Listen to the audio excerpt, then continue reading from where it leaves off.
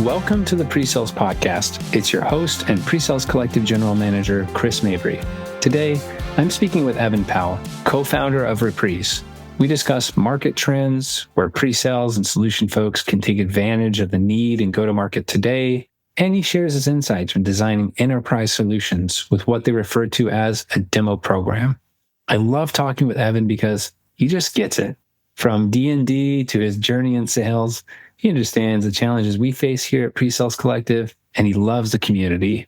The title for today's episode is Founder Stories, demo programs that meet buyers where they are. We talk about how buying is different. Let's face it, 2024, buyers need different things.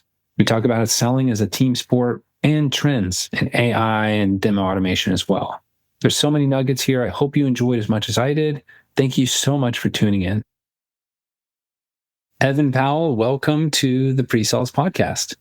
Thanks so much, Chris. Awesome to be here. Thank you so much for joining.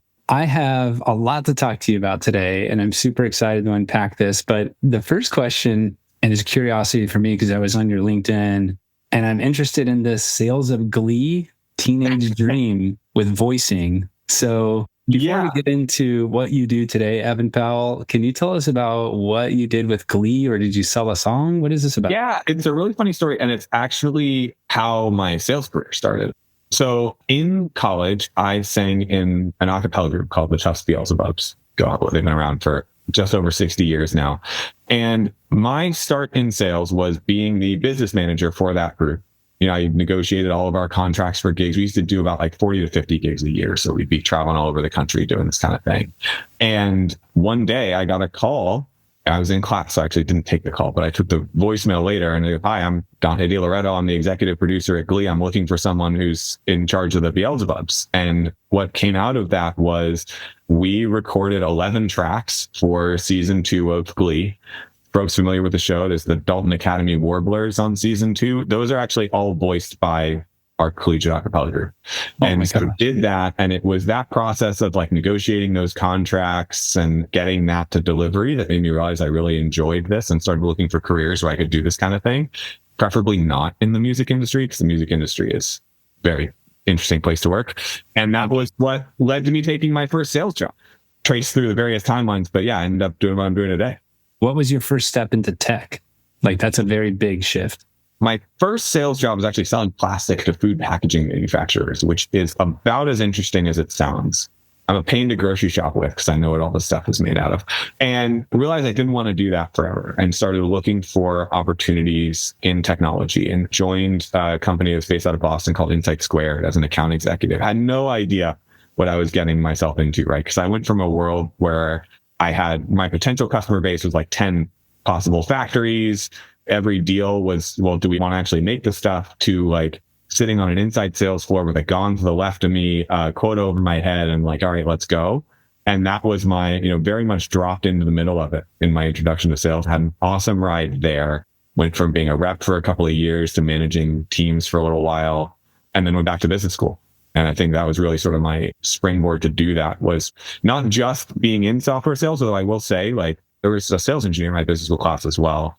I think go-to-market functions are dramatically underrepresented in business school programs. And if it's something that you're thinking about, there's an opportunity to make yourself a really unique candidate. I was the only person in my class at MIT, out of, I think there were 400 of us, I was the only person with a sales background. It's an interesting opportunity for folks in go-to-market, I think, particularly in tech. Yeah. And now that you're the co-founder of Reprise, how do you see your experience in sales and that background helping you?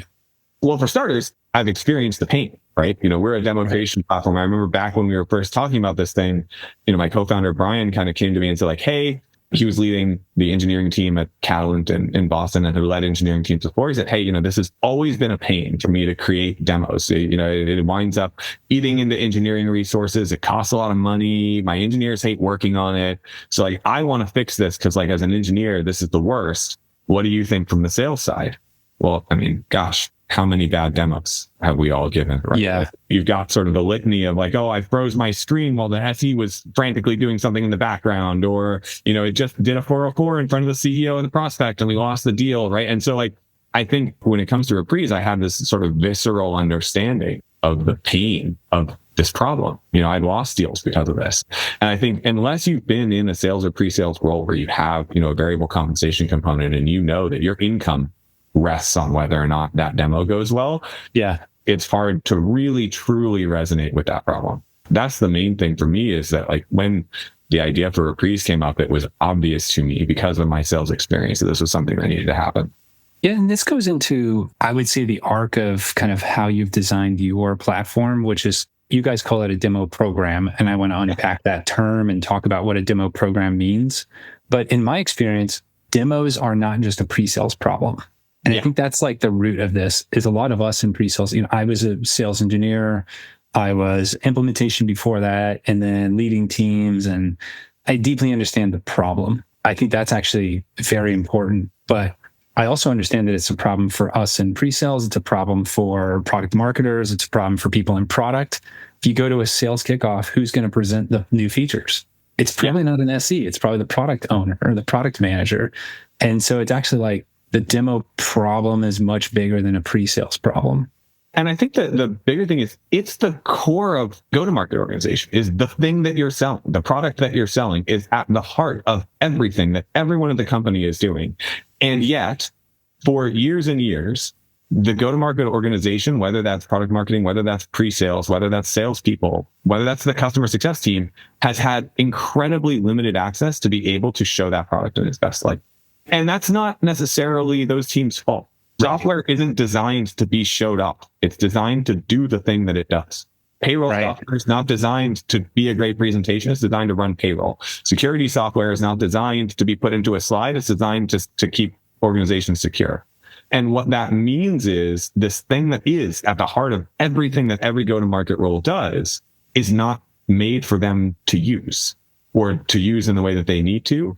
And that just creates so many breakdowns that are really just accentuated in the current market and the way in which people are looking to engage with software companies.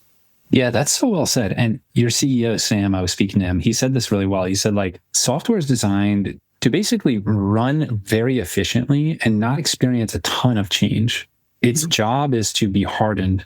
And every time you update it on purpose.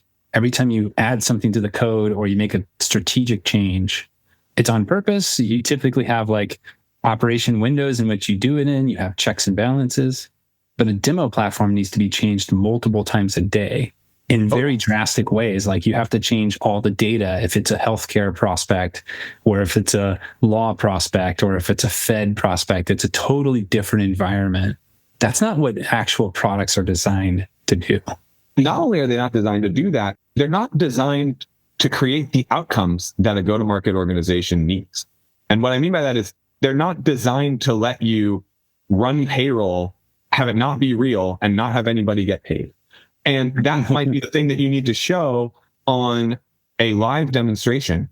And that has one set of needs associated with it, right? You need to be able to see everything move through. You need to be able to actually show the data processing, all of that. That is very different than something that I might want to send out to a prospect after the conversation and have them go through by themselves.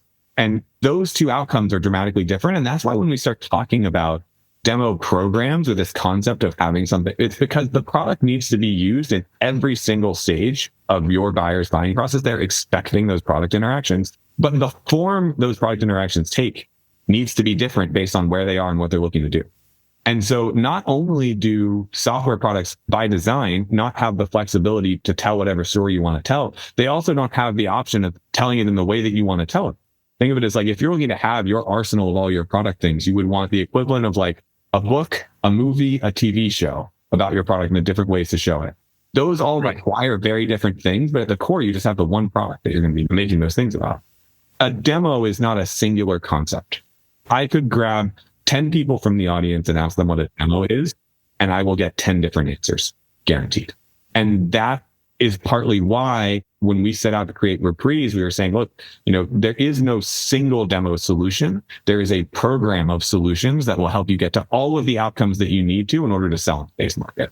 So that is what you guys consider a program, is like the plethora of options, almost like a catalog of different types of ways to solve that challenge for different areas within your go-to-market organization.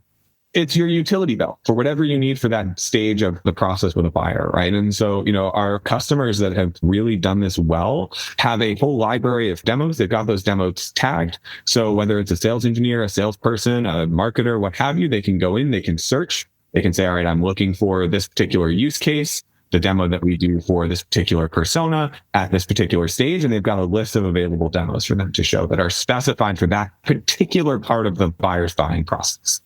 Your experience in sales is quite unique, and you're still in a lot of ways, like you wear a ton of hats. You're brave for taking this bumpy, crazy journey into entrepreneurship and founding a company, and I totally respect you for that.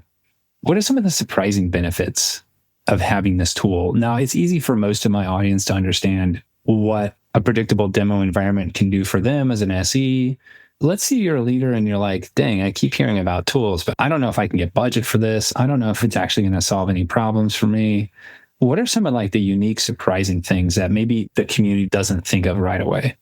The one that when you think about it, it makes a lot of sense, but that is not initially the reason that people approach us, is that the sales cycle gets shorter consistently with every one of our customers. And that is regardless of where in their funnel they are. The main reason a lot of people come to us is a demo environment that is expensive, difficult to update, doesn't tell the right story. And so they want to do their live demos better. And when they do that, we see a number of benefits, including, like I mentioned, sales cycle reduction. But there's also, putting demos on your website. They're sending demos out as collateral later. And all of those things, regardless of what implementation you're doing, you're going to see sales cycle reductions. And the reason for that, we've realized over the years, is that demo comprehension is going up.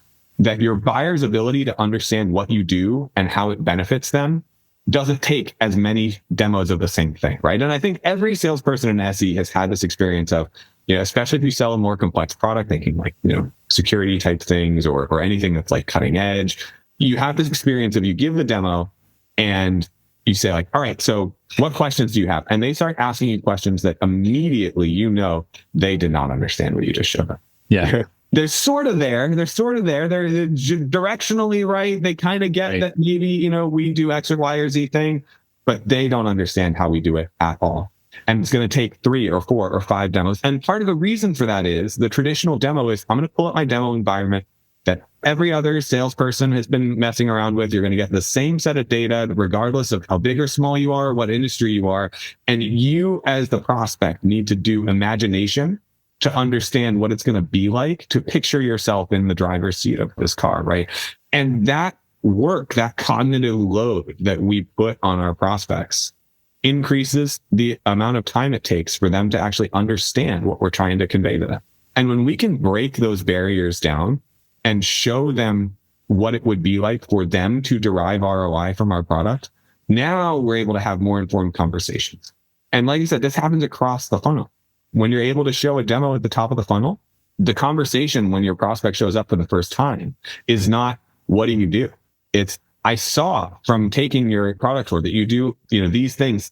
I had this question about how it works for me. Like talk to any salesperson about which conversation they would rather have. It's always going to be the latter one where they're farther down the funnel, right? And the same is true when you do that live demo. Now they're getting it. And they're starting to talk about what the important things are to the other stakeholders in the buying process, instead of asking, well, can we just do a deeper dive in a week? Because I have some specific questions. And the answer is really just, I have no idea what you just said to me. And I need to go and do another take on it before I decide. Right. And so it's at every point in the funnel where we can reduce the distance between the prospect and their understanding of how they'll derive ROI. We're shaving time. On slowing or speeding up a sales cycle, let's play the devil's advocate and let's think of a pre-sales individual who is thinking, I know for sure, and I hear it from our community all the time, like we don't want to slow down sales cycles. We want to be a major influence in that opportunity's close rate. Let's talk about why. So there's one thing I present on, which is called the maturity models. This has to do with where the maturity of your pre-sales organization is, like what stage. And surprisingly, it's not reflected upon how large your organization is. Some large companies have a very, what I would consider immature go-to-market or pre-sales teams. What I would say to individuals, especially those who think, hey, I'm in pre-sales, like my job is to give that great demo. I'm not really that concerned on the outcome of sales cycle length. That's more of a salesperson's problem, or that's more of a tool problem. What I would say is, The more you influence that process, the more mature you make your organization, the more impact you make as a pre-sales engineer, as a solution consultant, the more you grow your maturity within the organization, the more impact you make, the more revenue you get, the more budget you have for your team. And so what I say is like, the more you influence your sales cycle as a solution consultant, the more influence you have on the company and the go-to-market, the more budget you get. I 100% agree. And I think it even goes beyond budget and is about elevating the profession as a whole and elevating the importance and the potential of pre-sales, sales engineering, solution consulting, whichever name at your organization it's taken. I liken it a bit to, so I used to sell sales analytics. I sold sales analytics in like the 2015 kind of time frame. And that was around the time that sales operations was evolving, right? And so at the beginning of that period, the concept of sales operations was, you're the spreadsheet monkey. I want something out of Salesforce. You pull it out, you give it to me, and I'm the head of sales, and I get to interpret that, right? And so I would go and sell sales analytics to sales operations people, and they're like, you're going to take my job. This thing automates all the things that I do. But what was happening at that time was I wasn't taking their job. What I was doing was giving them the ability to be more than someone that generated the report. This has happened across revenue operations, where now the expectation of a revenue operations person is not give me the report. It's tell me what I need to do. Tell me how to build a territory. Tell me how to, I think we are at the beginning of that curve. It's starting to get a little further down with the pre-sales profession, where you can look at things like this and say, well, my job right now is to make demos. So if you're going to take making demos away from me, then maybe you're taking my job. But actually what we're doing is saying, in this modern buying environment where buyers need to have an understanding of the product, where buyers need to be able to say more than I will get ROI. Like if you look at financial organizations like CFOs and things like that at companies right now, they're not just saying, tell me that you will get ROI. They're saying, show me how you will derive ROI. And in an environment where finance is asking for that information, a product expert who can help a prospect understand how they're going to achieve that ROI is vital. But right now, so many pre-sales individuals are stuck at the level of being the demo monkey, of make this work for me, now go out on stage and do it. And I actually think the maturity model that you all are talking about, and I hope there will be like a link in the show notes or something, because it's fantastic and we talk about it all the time. It's all one and the same. In order to get to the point where you can have that strategic impact, because first it starts by saying, all right, now I'm not spending all my time making demos. I'm actually spending my time being more consultative with prospects than I could be before, because I'm not doing the grunt work. Then you're developing that respect within the organization, and it gets you more than budget. It gets you influence. It gets you strategic direction. There's so many sales engineers that I've talked to who are just frustrated that they see all of these ways that their company could be doing better, but their organization hasn't had the pull to get it done. That's really what we're talking about, because that's making the pre-sales organization a strategic part of the business in a way that it hasn't been in the past. But in order to do that, the pre-sales organization needs to be looking for ways to automate the grunt work tasks that right now people think is their job. We did this at my last organization and if anybody's listening and you wonder, how do I get started? What we did is we branded the year. And I can't take full credit for this. It was a team of leadership. We all do this together. And we branded the year. And the year was called the Year of the SE. And this was our year to get out of the mindset of doing white glove installs and demos, because we were seen as a technical sales resource or a tool for the sales team. The CRO didn't see us as somebody who was influencing revenue. Marketing didn't see us as somebody who was improving the brand. Sales didn't see us as somebody who was chasing down deals. And so we strategically placed solution consultants in departments and created councils to start helping and to start improving our influence. So we created like a sales enablement council where we would go and actually help sales enablement train the sellers, because we knew we were better at it. And the list goes on and on and on. It was super hard to do because we were doing that while we still had to create every single custom demo ourselves. We had all of our demo environments literally in racks behind us at our chairs. Like the rack behind you was your demo environment, and you were in charge of doing the upgrades. You were in charge of making sure that thing was going to work well every single day. The horror stories I've heard of, oh yeah, my demo works fine. There's just a fake computer lab for my education software in our office. And so long as no one like trips over the cord, we're good. Yeah. But if it happens, then we're down. We can't do demos for 2 days. Or, we just shoot viruses at a server we have and we catch them. It'll be fine. There's all of that kind of stuff. And it gets wilder and wilder depending on the type of organization that you're at.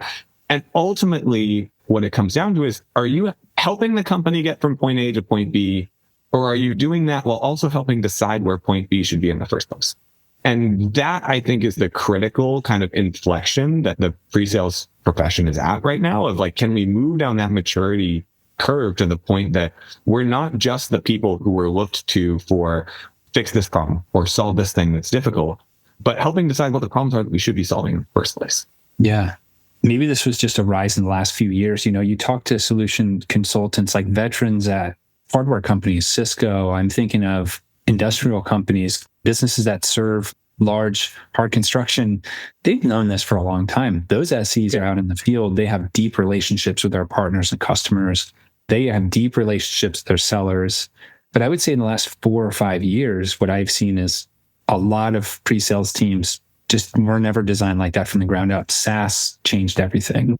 Oh, absolutely. I mean, I think we viewed it as, we being like the software community, as an opportunity to cut corners, right? Like, oh, maybe we can do this without sales engineers. Maybe we can do this without salespeople in the field. And I think particularly right now, when the software industry as a whole is in, a rough time of it, like average flow to a team within sales is low, and that's also going to be true for pre-sales collective, is that we're realizing that it's easy to cut corners when people are showing up and saying, where do I sign the check?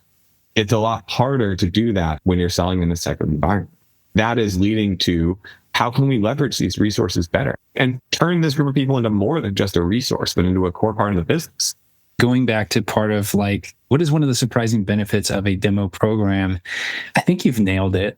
The surprising benefit is not, oh, we can do demos in an environment that's stable, or I can send somebody an email and I can track to see how many people looked at it and how it performed. The surprising benefit is you can actually grow and extend your maturity model within your go-to-market. You can be an influential player across all the go-to-market departments. And I call it go-to-market. I know it's very buzzworthy, but it's hard to find a better word for it. It's front office, go-to-market, it's sales, but you get the gist of it. It's technical sales, pre and post. It's just that umbrella. That's the surprising benefit of having a demo program. It elevates your presence, elevates the profession. I absolutely agree. And I actually think if you look at some of what we've seen our customers do, you'll see some of that. A few weeks ago, I was at Dell Technology World, where they were running an entire hands-on laboratory that they couldn't have done before at the scale they were doing. I've seen folks like ServiceNow who have done some really incredible work with enabling. I think in February, they did a like demos you love competition or something, where they had all their SEs kind of sending in the best demos, so that all of the best knowledge, which at large organizations can be really siloed, in particular SEs. I'm sure everyone's seen this around, like, oh, you want to know how to demo XYZ thing? Go talk to so-and-so over there. They're able to sort of pollinate that knowledge across the organization. And that's really what happens when you're thinking about this, about demos as more than just something that we have to do, than like a speed bump that we have to get over, and start to think about it as, this is something that strategically we can use to be a better organization, to win deals where we weren't going to win deals before, and at all levels of the funnel. Man, one thing I've always wanted to be able to do, you have like that solution consultant, sales engineer on your team, and they do demos a certain way. Their calendar is packed. They are the ones that, if you're in sales and you need that one resource, you're going to go to them. Let's call that individual Natalie, because I worked with a Natalie who would take that pole position at my last organization. What does she do differently? How do you bottle that up? And how do you train that? You can't put her in front of every onboarding call. No. And so one challenge I've always had as an SE leader is, how do I take the thing, that bit of magic that person does, and teach it across the organization in a way that's going to be effective? I've never had a tool where I could kind of take their craft and like prove how it's different, or how do you point out how it differentiates or performs? And that's a huge part of what we work on. We talk about, Reprise is something that does like it helps you create a demo program. That means, we talk all the time that for us, the platform is about so much more than just the software. Any technological need you have for a demo is something that we can solve right now. I'm confident saying that, but that's not everything. So much of it is having seen this and help you actually implement this kind of a program. I mentioned ServiceNow. It's a fantastic example. They've set it up where they've got this demo library. You search for a particular demo. It gives you the environment or the overlay or whatever Reprise demo they've created, and it's for that particular thing. But it's more than that. It actually then shows a link to Natalie giving that demo. So if you're an SE and you want to give that demo, it's going to show you Natalie giving it. It's going to have a document attached that says, here are the different pieces that are so important for that. And then it puts you right in that demo, right where Natalie started. So you can be doing it alongside her and be prepped for that meeting and ready to go. And this was something ServiceNow did themselves, and we sort of worked with them to do it, but like it was incredible. And now we're working with so many of our customers to do that same kind of thing, where it's not just about the material, it's about the overall program. If you're looking at demos and just saying, look, how do I solve this particular pain that I have, whether that's cloud hosting or data looking good or whatever it is, right? You're scratching the surface of what's there, because that pain might be something that you want to solve. And I'm sure there's value to that. We talk to people about that all of the time. But really, organizations, particularly pre-sales organizations, need to be looking at ways to change the paradigm of their buyers, right? To be actually providing that value in a way that's going to resonate with them as quickly as possible. And so actually creating those types of environments where it's easy to bottle Natalie and turn all of your sales engineers into someone who's demoing at that level, that's what's going to make the difference, far more than any particular cost saving or break fix that you have as part of demo environments just being a pain. Although don't get me wrong, they are. And that's Natalie Mayo. She's a real person. So shout out to you, Natalie. I'll make sure you listen to this one.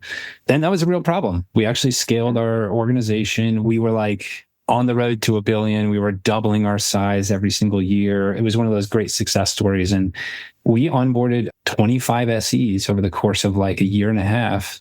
We weren't the biggest team, so it was a fairly decent sized company, but it's very hard to onboard that many people without a real process. And it was like, we struggled with how to train them. So that sounds really good. So I really like focusing on real life scenarios where, okay, so you took this tool, this is what ServiceNow did. I love the ServiceNow team. Many of them are members of the community. It sounds like they did something pretty custom and cool with your program. What other trends are you seeing in the market? I also kind of want to touch on AI after this because I know it's a buzzword. Yeah. You're making some strategic decisions here. You guys lead the way, right? So what trends are you noticing in the market that you see are going to play out? And what are some of the trends you don't think are? I think the biggest one would be that this slowdown in the tech market is going to potentially be a longer term thing. What that means is it fundamentally shifts the way that go-to-market organizations have to sell.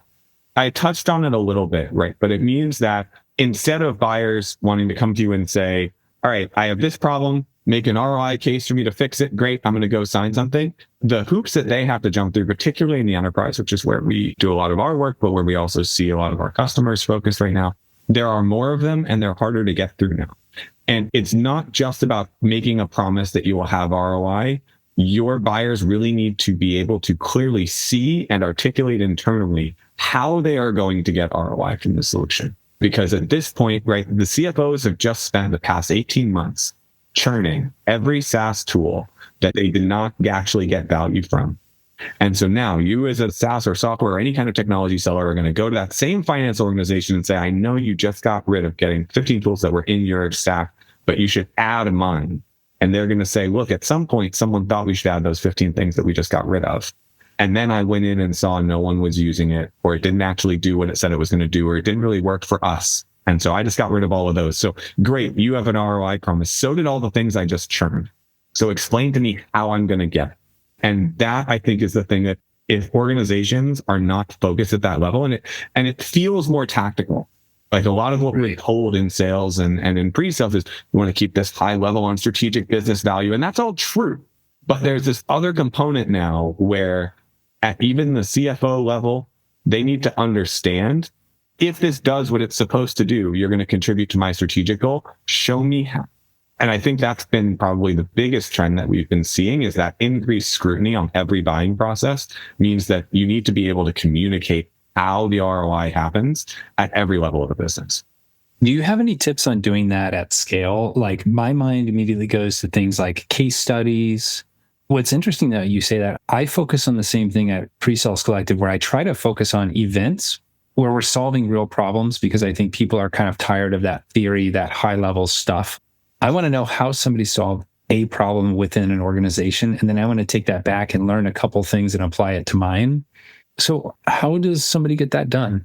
I think there's a few things to look at here. I think the first thing that you want to do is break down what your buyer's buying process is. And this is something that I think both pre-sales and sales organizations need to be doing. Too often we think about the selling process without trying to think about the buying process. And what's changed is the buying process.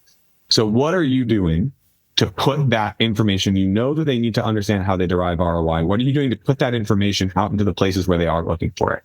Not only that, buying committees are getting even bigger than they've been before.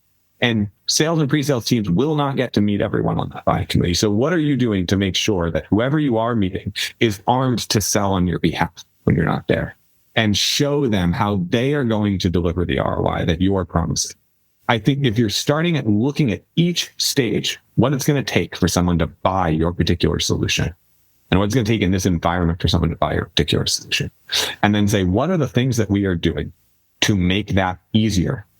Because that's the other thing. I'm talking about buying processes getting more difficult and how it's going to be hard for us as go-to-market organizations to do that. It's also hard for the people buying who don't want to spend their entire time buying the solution. They want their tool in place so they can go and do their job with it. They do not want to spend time dealing with buying. And so all of these hoops have made it discouraging and frustrating for them. So in those situations, if you are providing them what they need, if you are reducing the amount of cognitive load they need to understand how they're going to deliver using your solution, if you are showing them a way that they are going to derive that ROI themselves faster than everybody else, you can win just on that, just on being more pleasant in this particular environment. Just being easy to do business with. It's one of my core values. You have to be easy to do business with in general. Absolutely. So yeah, I think that's probably the starting point, is breaking down each stage of your particular.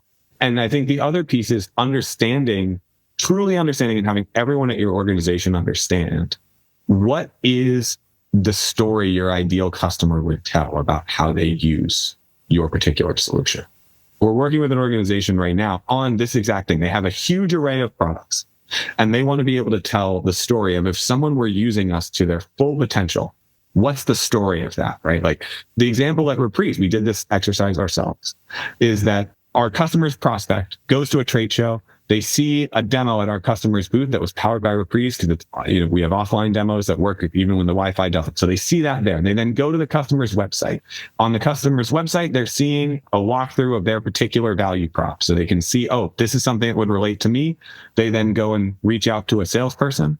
That salesperson then shows them a demo that's customized for their particular organization. And based on the interactions that that salesperson has seen they already had with the demos on the site and at the trade show, they then, after that demo, a demo gets sent to them that they can use internally with their buying committee to say, here's why I want to purchase this solution. Look, I can click through and show you how I'm going to derive that ROI. And we know that that is what our ideal solution is for the customer. It's on us to make sure that we are communicating that as quickly and as easily as possible. And how to tell that story to somebody who has to then take that and bring it to their CTO and then bring it to their CRO and then bring it up during the leadership all hands. There's so many moments where your champion has to go tell that story to them too. Exactly. Wow. I almost want to do a follow-up conversation on just enterprise sales in general. I started my career in telecom and long haul companies and all this stuff. And I think we've really over-indexed on like the velocity model. I think it's great. I think there's actually a lot we can do in the velocity sales model. But I also would love to pick your brain on just enterprise sales and how to manage and design those processes. A lot of people are moving up market, and I don't know if there's enough knowledge there, but let's table that. That's it's just that's its own podcast. Yeah, that's its own conversation. If you can accomplish everything you just told me, and all of those touch points are obviously changing because tech is changing everywhere, does AI play a role in this? What are some of the minor implications of AI? What's your take on this? So I think AI absolutely plays a role in this. But one of the things that we need to be careful of is make sure that it's actually playing a role that is going to do something. I think AI has a ton of potential. I'm consistently blown away by the things that it can do. I also think that because of that, everyone is eager to embed AI in their solution, whether or not it really needs it or accomplishes something. For example, at Reprise, we have a ton of things that we want to do with AI. But we're not doing some of the things that you might see in the market that are like, we have AI. It's going to write the email that you put your demo link into. No interest in doing that. That is not necessary, right? It can do that today without embedding it in. And I don't want to waste product time on that. I want to build things that are actually going to advance the business. So like when we think about AI, we think about like, what are the things that are challenging? Well, we help you change the data in your demo, but getting that data and having it look the way you want it to look, that's some work and some cognitive load. Maybe we can put that with AI, and AI can create the data set that you want to be showing. I think that's what's really important, particularly when you're buying, because we've talked a little bit about, wanting to automate things that are more grunt work within the pre-sales profession in order to help move you down the maturity model. And AI has a lot of promise there, but because it has a lot of promise, there's a lot of noise. And I think really evaluating, is this AI solution actually doing something that is making a difference to my business? Or is it just kind of cool? There's a lot of AI out there that's just kind of cool. And don't get me wrong, it's cool, but it's not necessarily going to deliver on those things.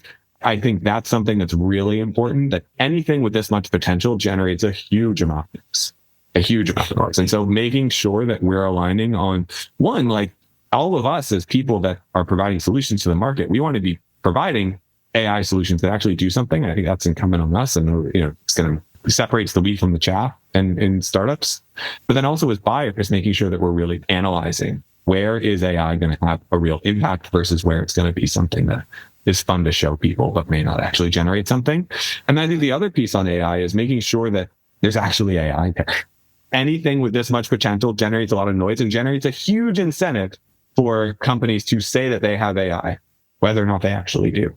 And checking for those things with your vendors. If they say there's AI and you actually have AI people on staff, they're not making their own model. Can you see in their security and privacy agreements that they're outsourcing to a third-party model? Because if neither of those things are true and they're saying there's AI, it's probably not AI actually under the hood, right? And there are a lot of companies that are making those kind of claims. And it's something that we're really careful with and focused on, is that we always want to make sure there are substance behind the things that we're claiming and that we're building things that are based on actual customer needs.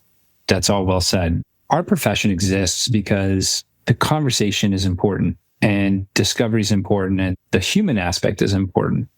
And what I've heard you say is you can leverage tools, but don't leverage fluff tools that don't do what they say they're going to do, or let's not spend time on those little bits and pieces that are cool, nice to haves.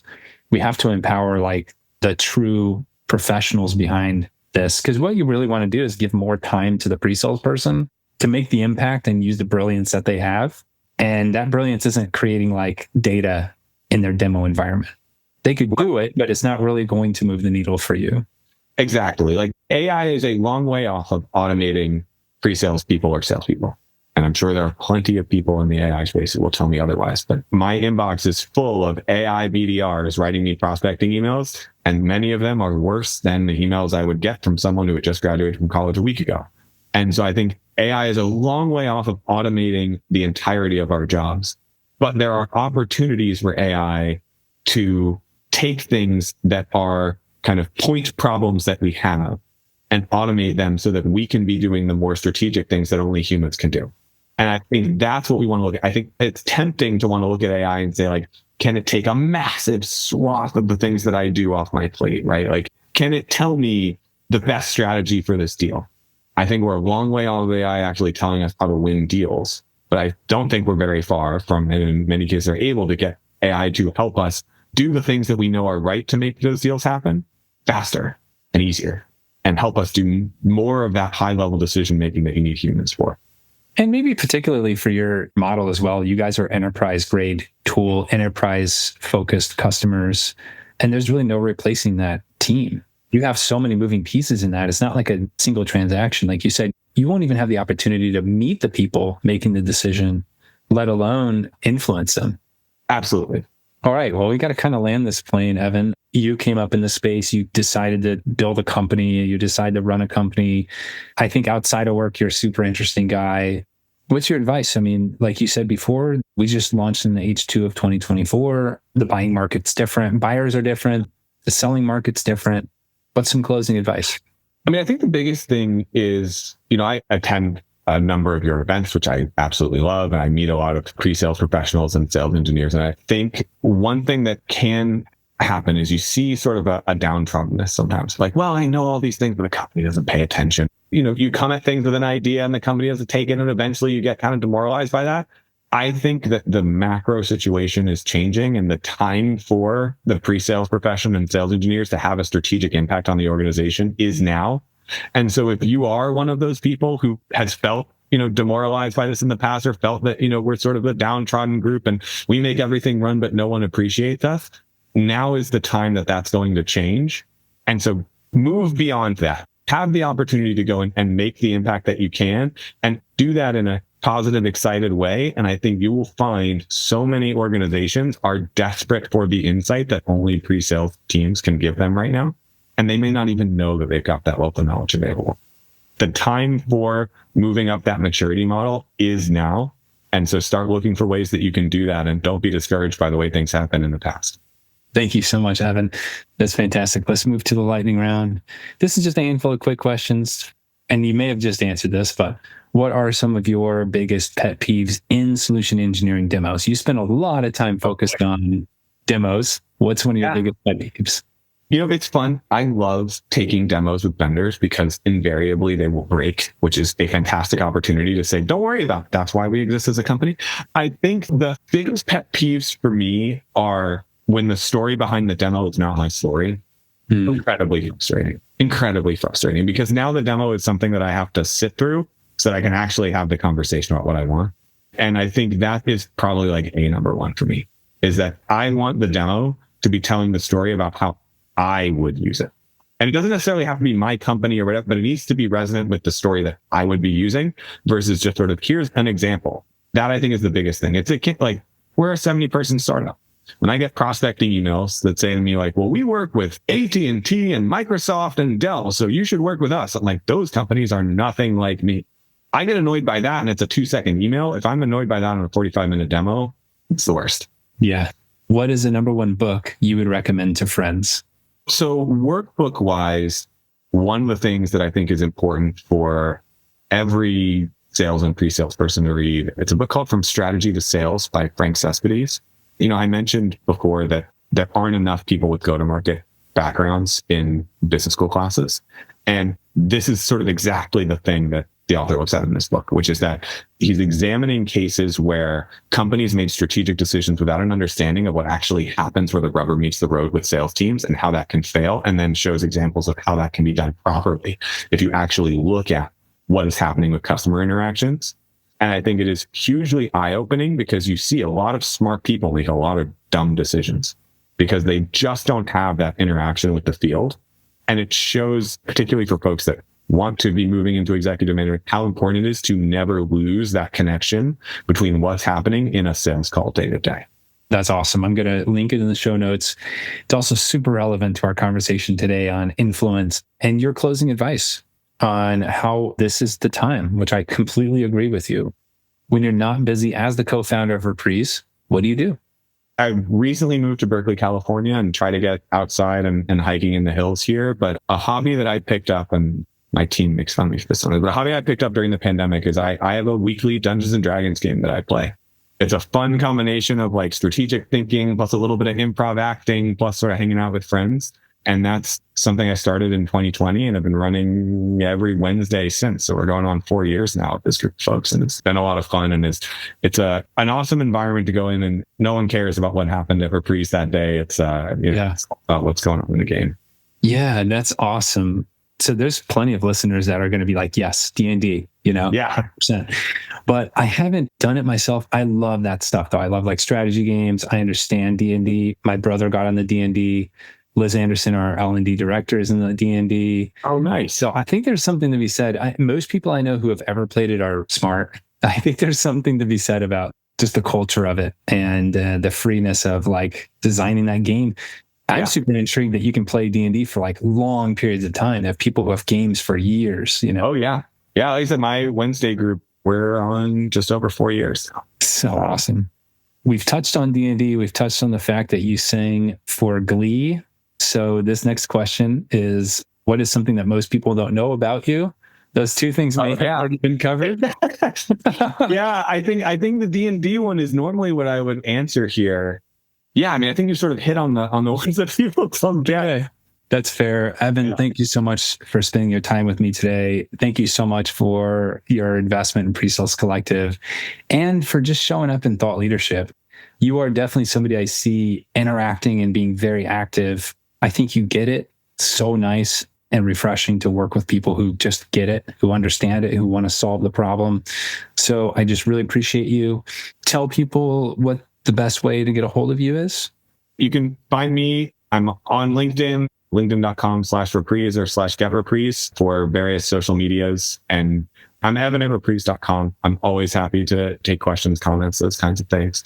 And I want to thank you as well. I mean, I think the pre-sales profession was crying out for a community like this. And I think the work that you all are doing is fantastic. For folks listening, if you haven't come out to an in-person PSC event, do it. It's a lot of fun and looking forward to attending some of the next ones myself. Well, thank you so much, Evan. Until next time, talk to you later. Thank you so much, Chris. Thank you for joining me today on this epic adventure with Evan Powell.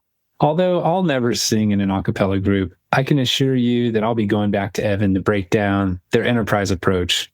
One of my biggest takeaways is this: now's the time to expand your influence. Executives are hungry for the information you have and the unique skills you bring to the table. Don't squander the chance. You can find Evan on LinkedIn. His email is evan@reprise.com, and of course, their website. Thank you for tuning in. At PreSales Collective, we're all about learning, connecting, and growing. I believe investing in these 3 pillars will greatly increase your success and happiness at work and in life. See you next time on the PreSales Podcast.